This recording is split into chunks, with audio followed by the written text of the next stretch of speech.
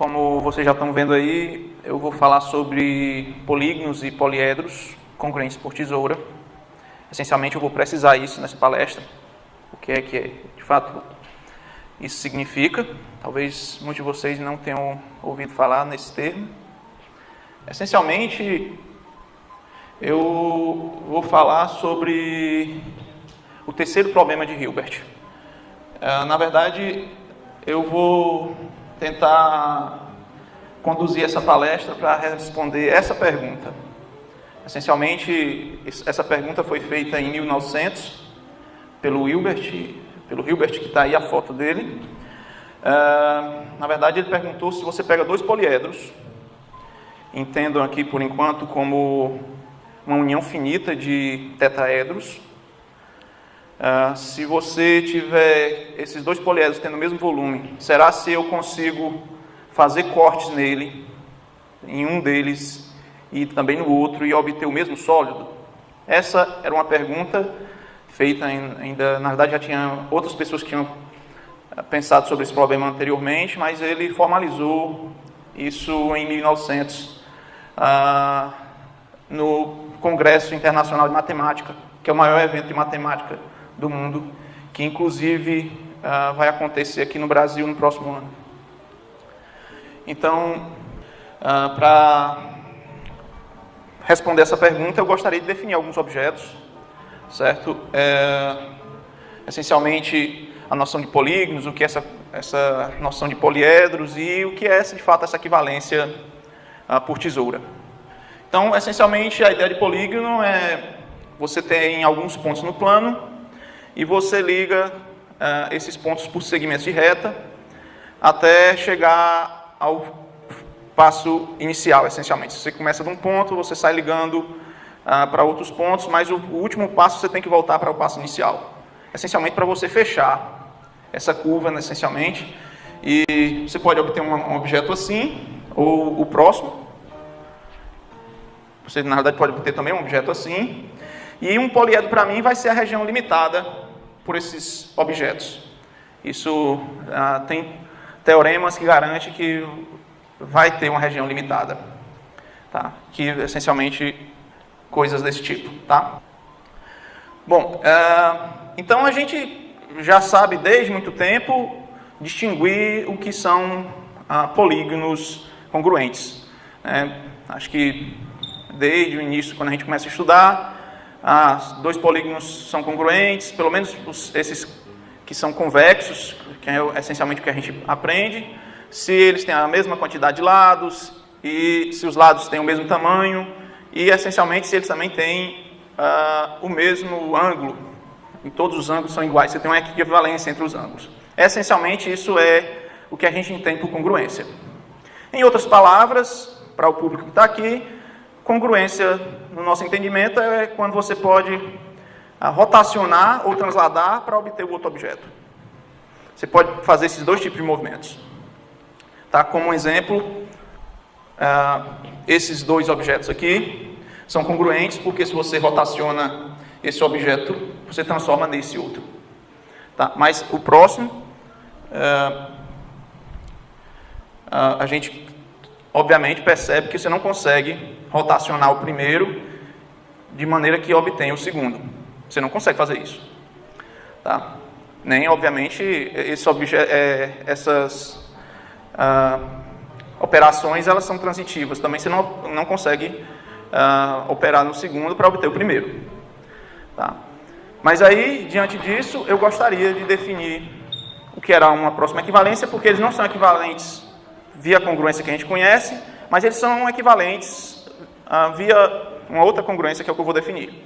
Para isso, eu gostaria de falar o que é uma decomposição poligonal.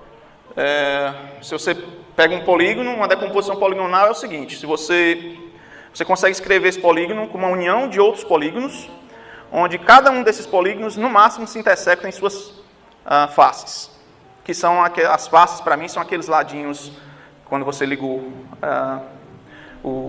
a primeira curva, quando você obteve o polígono, tá? Então, ou seja, a união dá todo mundo e a interseção está, no caso, está contida em uma das arestas deles, podendo ser vazia, inclusive. Um exemplo aqui que eu gostaria de colocar você pega um quadrado, por exemplo, você tem direito de escrever ele com uma união finita de triângulos, ou outros objetos aí que você está vendo, quadrado, triângulo, paralelogramo e etc e tal. Você consegue dividir eles, você consegue fazer cortes de maneira que você escreve assim. Tá? Então, diante disso, eu gostaria de definir o que é a congruência por tesoura. Bom, eu vou pegar dois polígonos, né, e vou dizer que eles são congruentes por tesoura se eu conseguir obter uma decomposição poligonal para um e para o outro, de maneira que agora você tem uma correspondência onde cada um, respeitando o índice, é congruente no sentido que a gente já conhecia antes, ou seja, congruente ao outro. Se você pode rotacionar ou transladar para obter o outro. Tá? Como exemplo, naquele exemplo anterior do quadrado,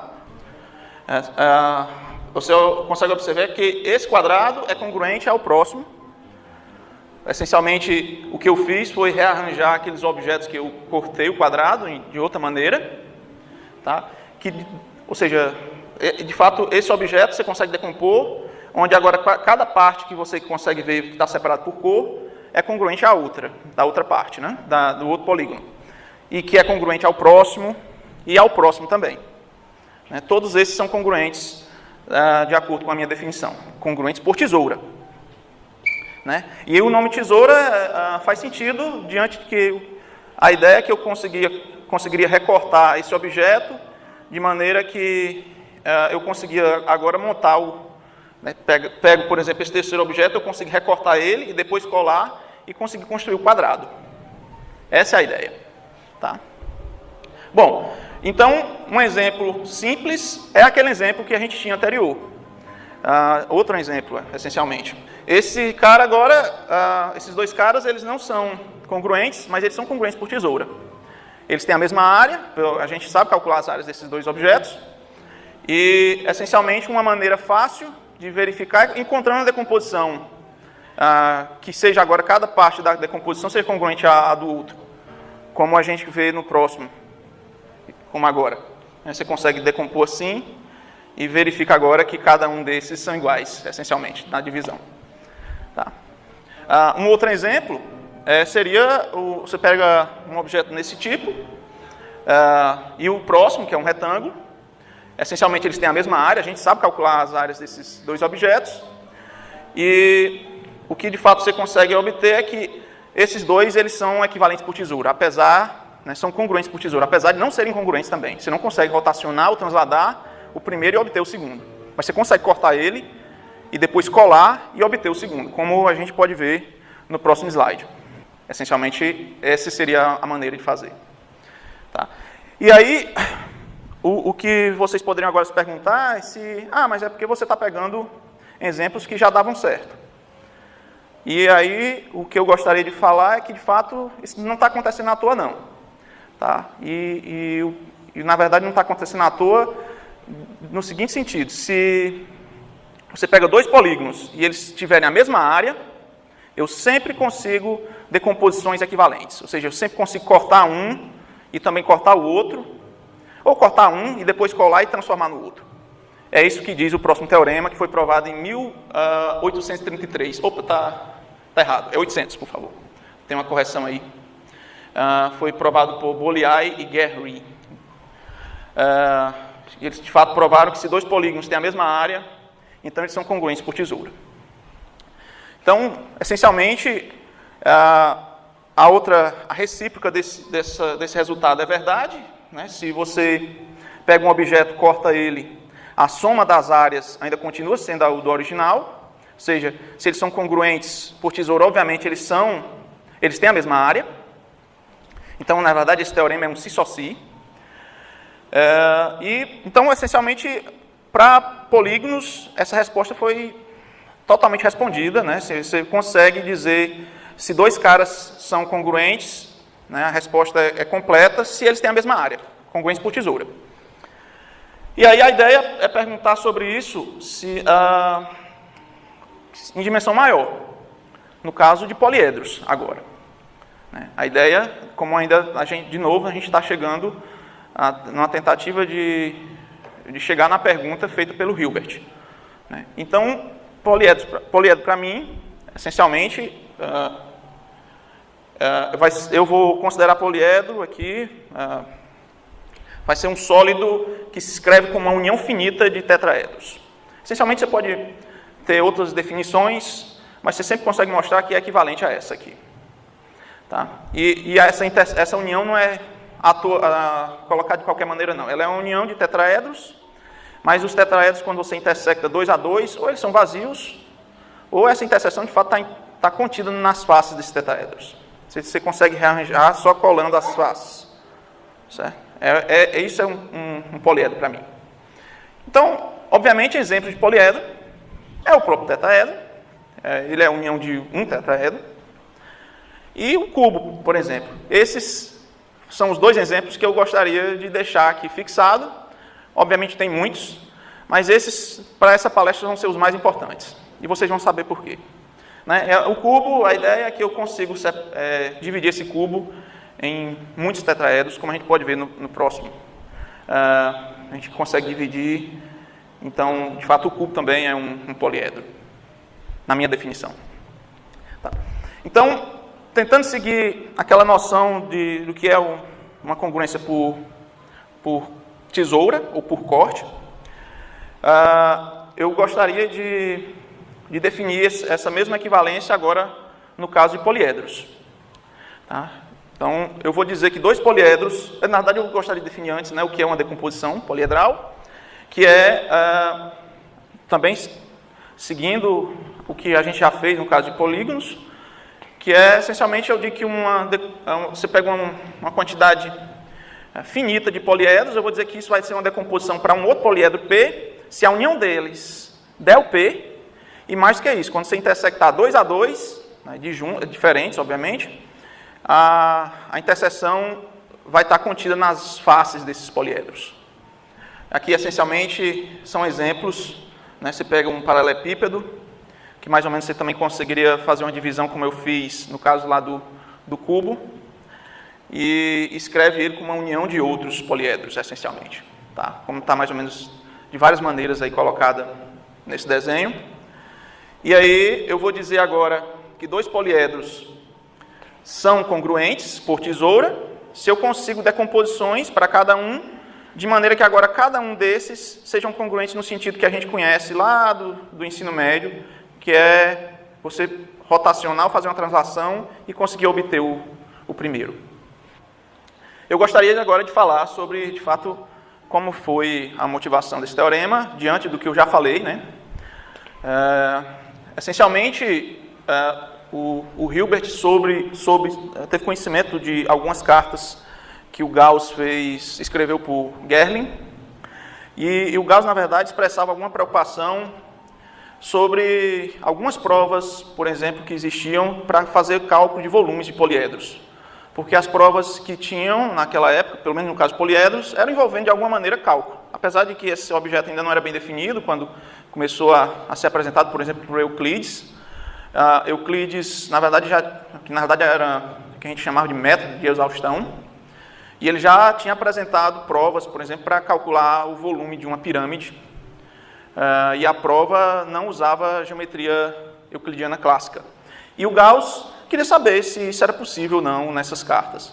E o Hilbert, tendo conhecimento dessas cartas e, obviamente, tendo conhecimento do Teorema de Bolyai, que foi aquele que eu já falei agora há pouco, que o teorema fala sobre quando 2 polígonos são equivalentes por tesoura, né, congruentes por tesoura, se de fato eles têm a mesma área. Então, ele tendo conhecimento desses 2 fatos, né, as cartas do Gerlin e esse teorema que caracterizava os polígonos no plano, ele propôs o seguinte problema, né, como eu já tinha falado no ICM de 1900, o evento, acho que mais importante da matemática no mundo, que, como já falei, vai ter um evento desse no próximo ano aqui no Brasil. Tá? E ele propôs o seguinte problema, que foi o problema que eu já tinha falado para vocês. Dado 2 poliedros com o mesmo volume, é verdade que eles são congruentes por tesoura? Em outras palavras, como eu já tinha falado anteriormente, será se eu consigo cortar um, né, e depois colar ele de alguma maneira para obter o outro, se eles tiverem o mesmo volume, como a gente faz no caso de polígonos? Tá? Antes de responder essa pergunta, eu gostaria de falar sobre a ideia da prova do Teorema de Bolyai. Tá? E depois que eu falar dessa prova, eu vou responder essa pergunta aqui. Bom, eu vou provar de novo esse teorema. Se dois polígonos têm a mesma área, então eles vão ser congruentes por tesoura. Bom, então, essencialmente, eu vou tomar um polígono. Eu vou a priori tomar convexo.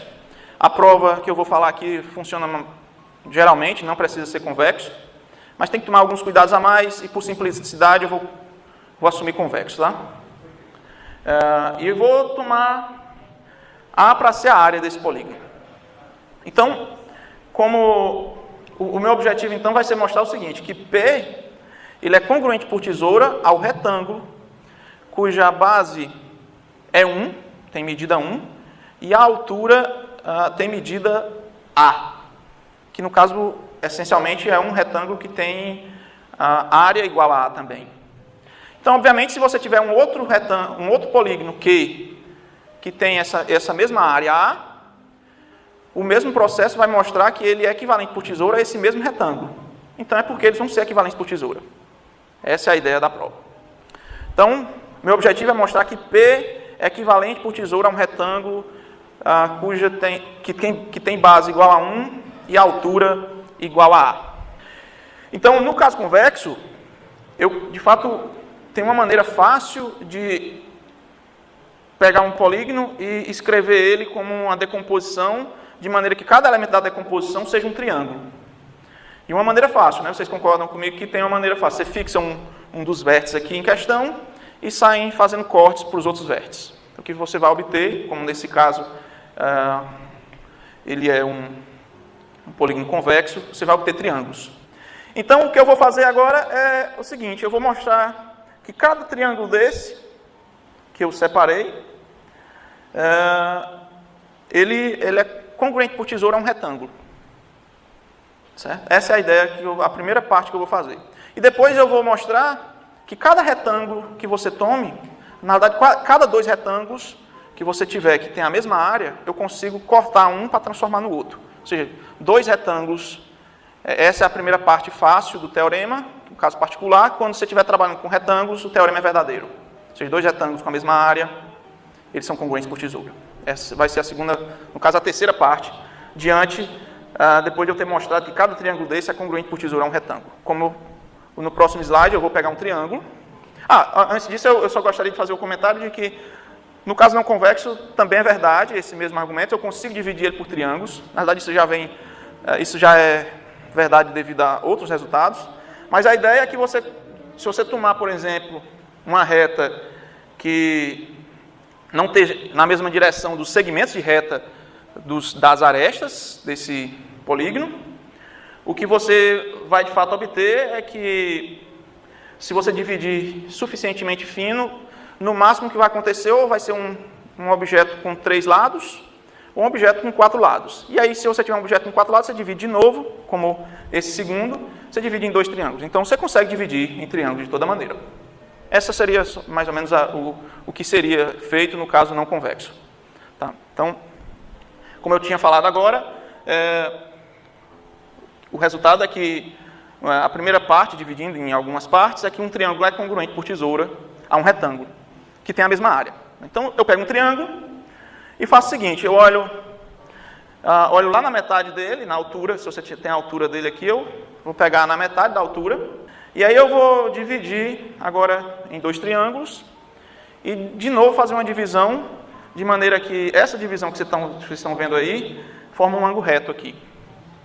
Isso é suficiente, vocês conseguem mostrar, fazendo uma soma aí de ângulos internos e externos, etc. Tal, que esse cara agora, se eu pegar essa parte vermelha e colar aqui, fazendo uma rotação e colar aqui, e aquela parte verde eu colando lá do outro lado, eu obtenho o seguinte retângulo. De fato, dá um retângulo e é esse aqui. Então, essa construção, você de fato mostra que um triângulo é equivalente, é congruente por tesoura a um retângulo. E o processo é esse. Talvez é interessante vocês verificarem que de fato essa soma de ângulos que você tem, de fato, quando você fizer essa mudança aqui, isso vai dar de fato um retângulo. Bom, então, o próximo passo, como eu falei, é mostrar que agora dois retângulos quaisquer, com a mesma área, são congruentes por tesoura. Já que eu já reduzi ao caso, né, eu separei em triângulos. Se eu mostrar agora que todos eles, cada triângulo desse é congruente por tesoura a um retângulo, como eu já fiz, agora qualquer retângulo for congruente a outro, eu vou pegar um bem específico. Vou pegar cada um dos retângulos em questão sendo um cara que tem base igual a 1. E aí depois eu venho e colo todos, um em cima do outro. Isso vai formar um retângulo também. Tá? Então, essencialmente eu vou pegar dois retângulos, um cara assim e outro cara do outro jeito. E vou assumir que eles têm a mesma área. Vou mostrar que eles, de fato, são congruentes por tesoura.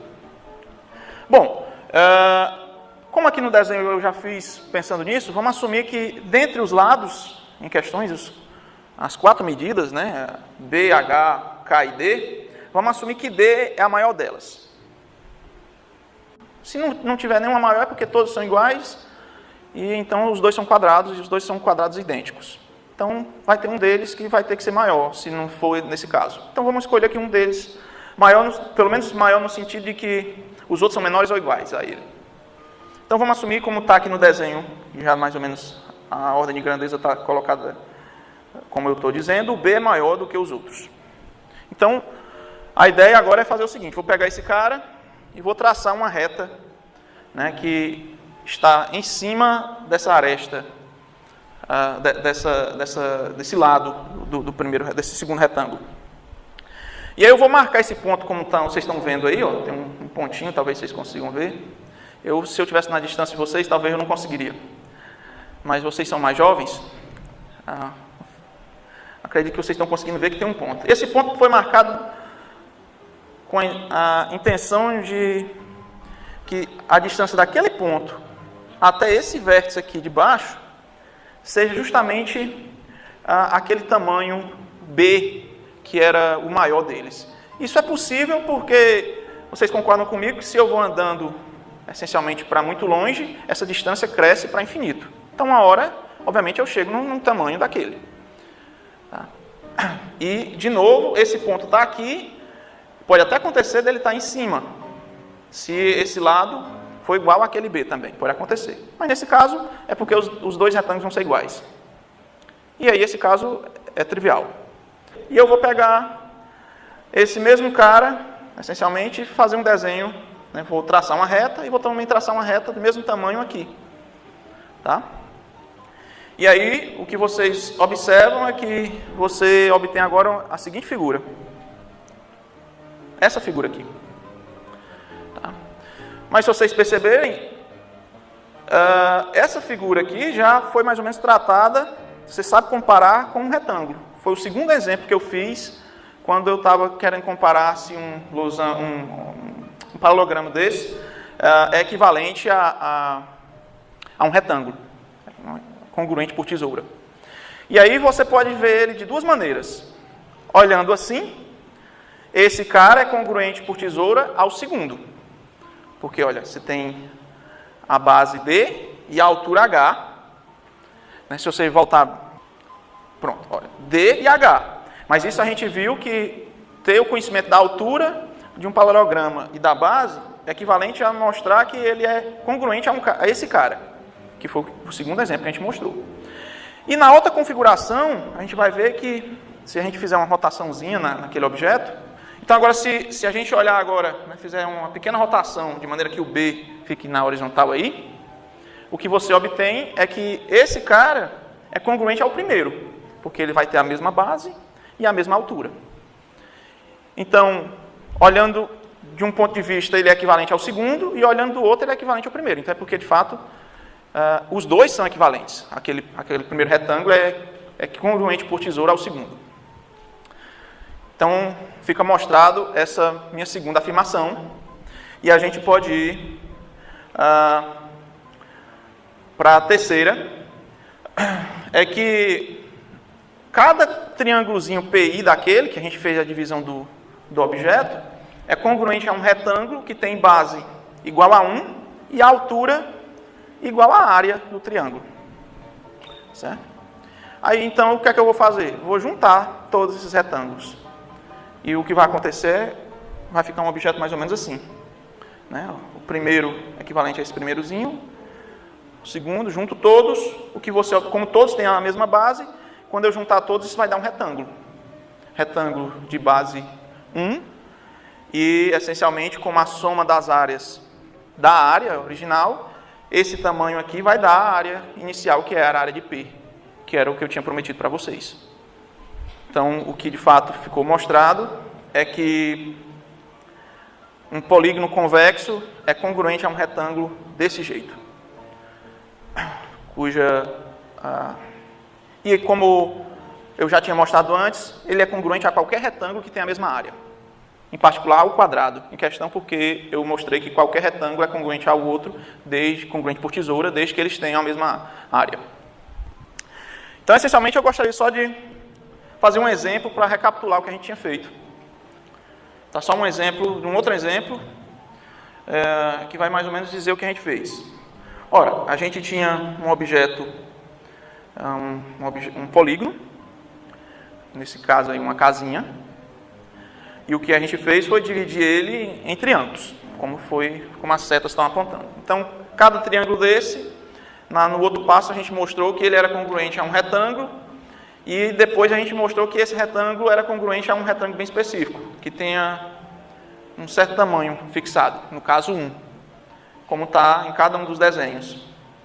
E aí, a parte final que a gente fez, cada um dos retângulos que eram congruentes a cada triângulo da figura inicial, a gente juntou e, obviamente, formou um outro retângulo, que era o inicialmente. Tá? Acho que esse desenho diz muito. Eu acho que fica bem entendido o que foi feito na prova. Tá. Então, eu gosto de ficar repetindo, não sei se já perceberam, eu gosto de ficar repetindo bastante o teorema. Isso é algo de minhas palestras. Quem assistir qualquer palestra minha vai ver que eu fico repetindo o teorema principal várias vezes, pelo menos para você lembrar o que foi que eu falei. Tá? E a ideia, de novo, o meu objetivo é responder essa pergunta. Mas, obviamente, a pergunta não foi respondida por mim, eu só vou estar copiando ideias de outras pessoas.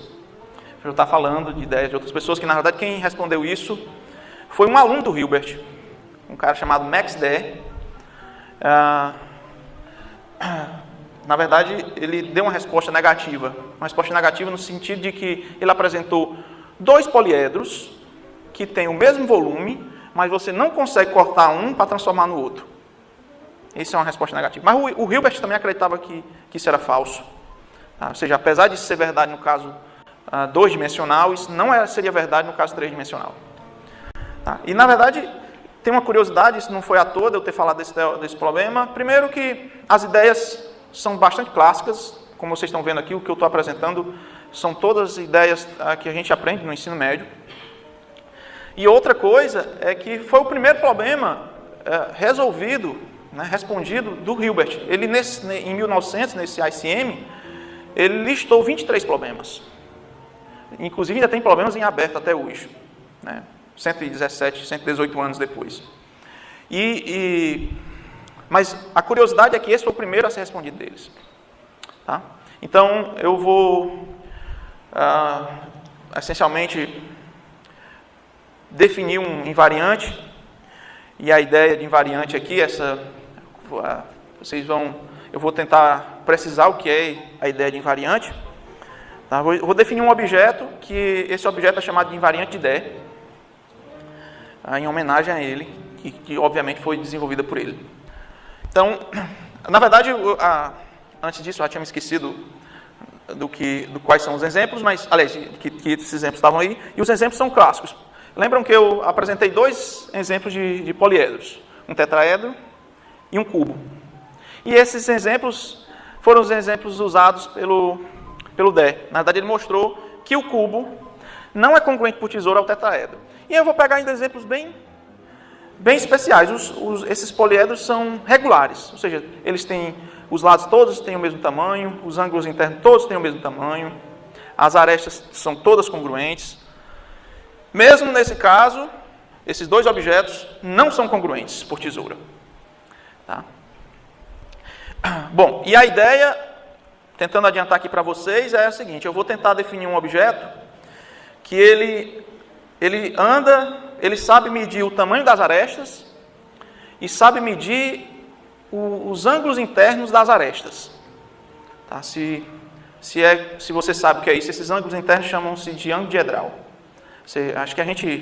Acho que se estuda isso ainda no ensino médio, que é um ângulo diedral. Então, a próxima, essencialmente, eu gostaria de definir dois objetos.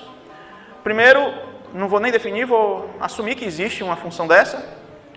Acho que pelo público aqui eu posso argumentar por que existe essa função. Eu vou dizer quais são as propriedades dela. Eu pego uma função de R em R que seja aditiva, ou seja, θ de x mais y é θ de x mais θ de y, e assuma que, na verdade, ela só zera em algum múltiplo racional de π. Φ de x é zero, se somente se o x é um q vezes π, onde q é um número racional.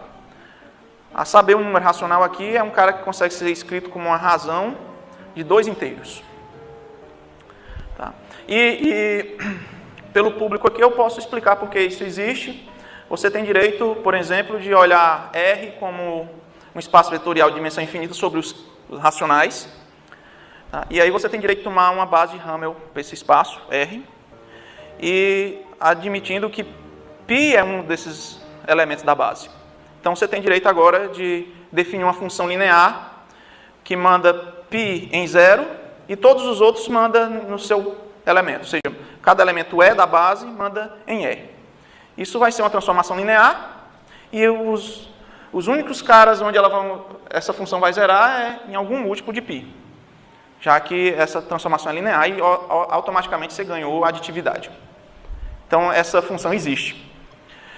E o outro objeto é a noção que eu estava falando de ângulo diedral, né? Que se você pega uma aresta, eu vou olhar para o ângulo formado pelas duas as duas faces que estão tocando aquela aresta, e vou olhar para esse ângulo. E vou denotar esse ângulo por E-chapéu. Tá? Então, com esses dois objetos eu tenho direito de definir quem é o meu invariante Dé. Ou seja, eu vou pegar P, um poliedro, e vou chamar A de P o conjunto de todas as arestas de P. Aí eu vou fazer o seguinte: eu vou definir o invariante Dé de P para ser a soma desse produto aqui. A soma vai ser sobre as arestas. Então, em cada aresta, eu olho para o comprimento da aresta e olho para o ângulo da aresta e faço o produto. E somo todo mundo. Essa soma é finita, porque você só tem uma quantidade finita de arestas. Então, esse número está bem definido. Tá? E aí ele tem uma propriedade importante. E a propriedade importante é a seguinte: que se você pega uma decomposição diedral para P, né, obviamente, cada PI dessa aí é um poliedro, então esse invariante também está definido em PI. O invariante Dé é a soma dos outros. Tá? E a ideia de provar isso é a seguinte, né? Essencialmente o que se precisa provar é quando você tem um corte. Depois você faz indução. Ou seja, se você divide um poliedro em dois, será se esse sigma, esse delta desse poliedro é a soma dos deltas desses dois outros? Né? Essa seria mais ou menos a ideia. E aí pode acontecer dois tipos de cortes, três tipos de cortes. Nesse primeiro aqui, ele é um corte especial, porque ele já aparece os dois tipos de novas arestas que poderiam aparecer nesse cara. Né? Ou seja, você tinha um poliedro que era um cubo, você fez um corte e agora ficou dois objetos, dois outros poliedros. E aí eu gostaria de analisar o seguinte: vocês percebam que, por exemplo, tanto aqui nessa parte foi cortada ao longo de uma aresta.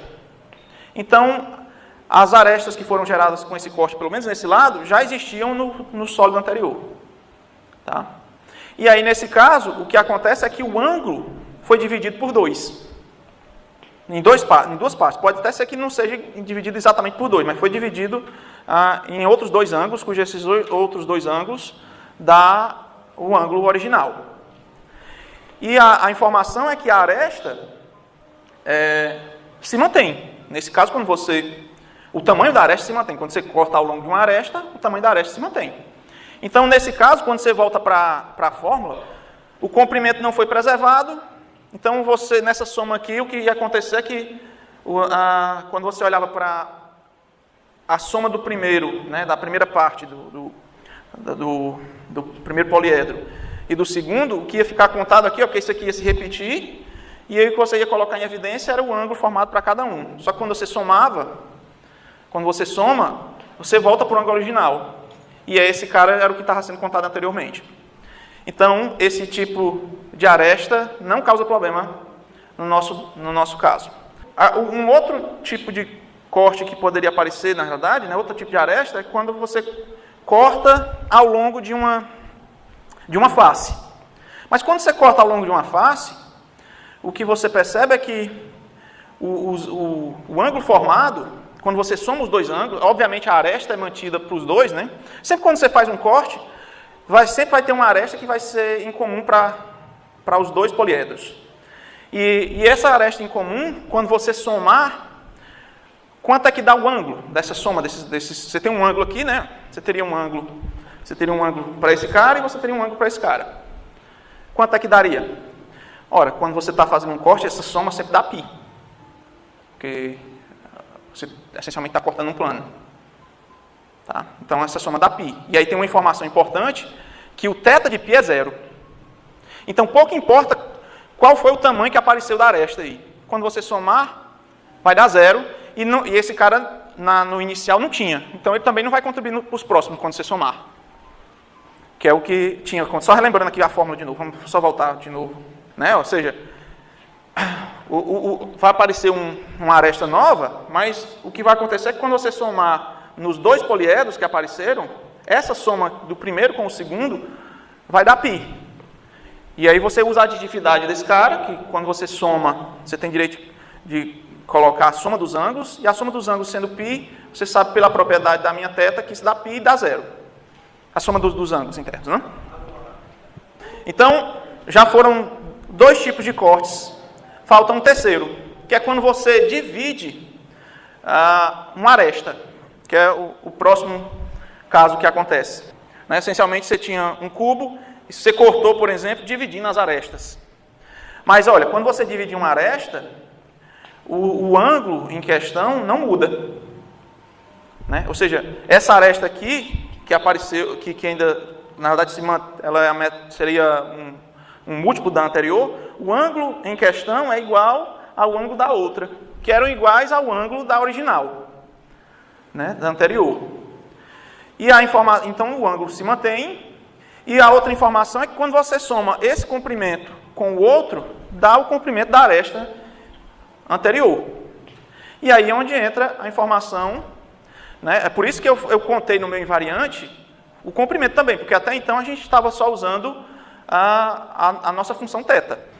Né? Ou seja, o ângulo se manteve e o que acontece... Aí eu posso colocar em evidência, porque vai ter 2 caras com o mesmo ângulo. E o que vai aparecer agora é comprimento de arestas, que quando você somar esses 2 comprimentos, vai voltar para o original. Então, isso dá justamente a contribuição daquela aresta da primeira parte. De outra forma, ou seja, o que de fato você tem é que em qualquer um desses tipos de corte, esse delta não muda quando você soma.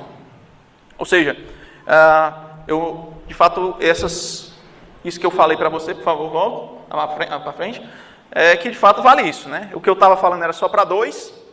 Obviamente eu estou colocando um exemplo de um cubo para ser mais fácil de visualizar, mas esses argumentos que eu apresentei aqui para vocês funcionam em qualquer outro objeto, outro poliedro.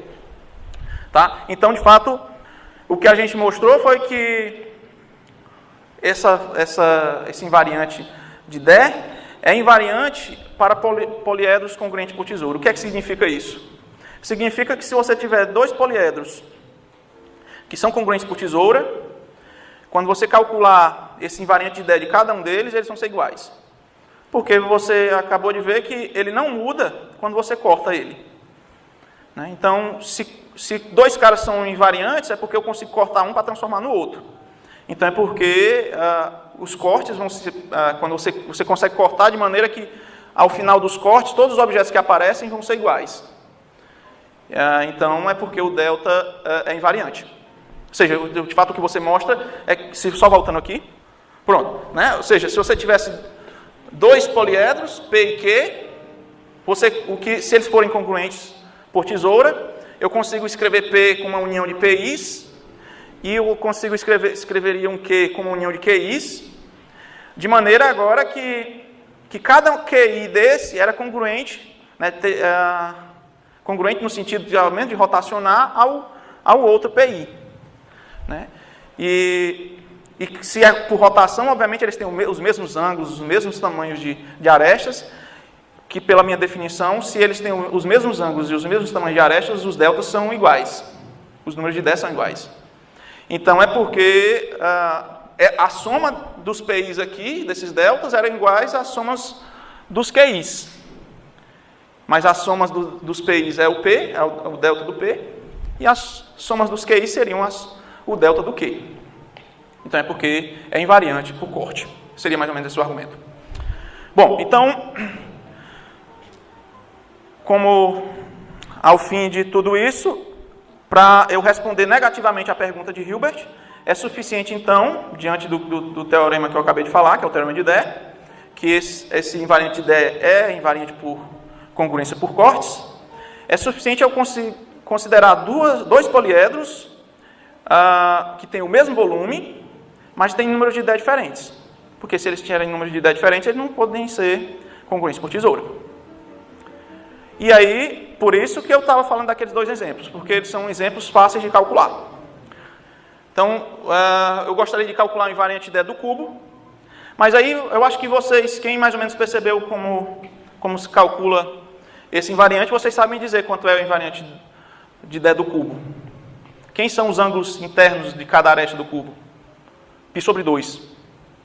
Então, quanto é a θ de π sobre 2? 0. Então, quando você soma nesses caras aí tudinho, dá 0. Porque os ângulos dá 0, pouco importa o tamanho da aresta. Tá? Então, de fato, o que você tem é que o número de DE de um cubo é 0. Agora, eu gostaria de calcular o invariante de DE do tetraedro. Bom, eu vou pegar um tetraedro regular também. Nosso objetivo é fazer o mínimo de conta possível, por isso que eu estou tomando objetos simples. E mesmo para esses objetos simples, já você consegue encontrar os contra-exemplos. Tá? Então, a gente sabe que eu vou tomar um regular, então todas as arestas têm o mesmo tamanho R. Então, a gente sabe o seguinte, a gente sabe que o volume é dado desse jeito, a gente já aprende há muito tempo como calcular o volume de um tetraedro. E a gente sabe outra coisa, que é quanto é o ângulo interno, que é arco cosseno de 1/3. A gente faz algumas contas e consegue mostrar que ele tem 6 arestas e cada aresta tem um arco cosseno de 1/3. Essa conta é razoavelmente simples. Então, essencialmente, o que você tem é o seguinte. Sem considerar que eu estou afirmando que é diferente de 0, o que acontece é que todos os comprimentos são iguais e todos os ângulos são iguais. Então, o que você faz é somar todos eles, que são 6. Então, o total vai ficar 6 vezes R vezes esse ângulo, vezes a θ aplicada no ângulo. Então, se a função θ aplicada no ângulo for diferente de 0, obviamente isso vai ser diferente de 0 porque o R é maior do que 0. O lado de um tetraedro é maior do que 0. E aí eu vou ter terminado minha prova.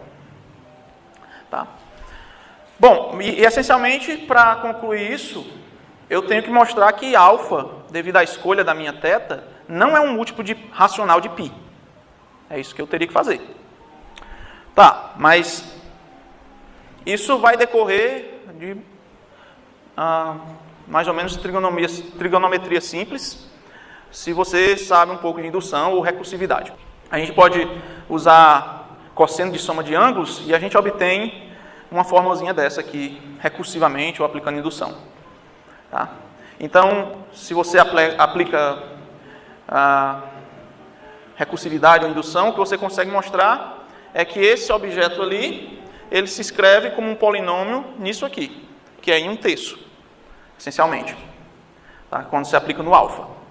Na verdade, isso dá para dizer mais, porque em cada passo aí você aparece um 2, então, na verdade, se você observar, esse cara aí é um polinômio com coeficientes inteiros, e o coeficiente líder é 2 elevado a n. Né? Ou seja, você tem isso, então, você de fato tem que, para cada n, você tem que, aquele cara é um polinômio, você tem um tn que vale essa igualdade, que está embaixo, e o coeficiente de tn é 2n. Mas você tem mais informação que os coeficientes são inteiros, você consegue fazer uma conta e provar que os coeficientes desse cara aí são inteiros. E aí, devido a isso, você tem o seguinte: se acontecer do θ de A for 0, né? Ou seja, se o θ de A for 0, é porque o θ é escrito como P sobre Q vezes π. Ou, se você preferir, isso vai ser Qθ igual a Qπ, ou se assim, eu poderia até ter escrito M sobre N para usar na notação que a gente tem aí, M sobre N.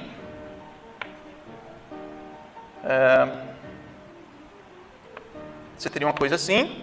E, obviamente, quando eu aplicar o meu cosseno aqui, isso vai ficar cosseno disso. E a única possibilidade eu até troquei aí. Quem me conhece sabe que eu sou dislexo. Bom,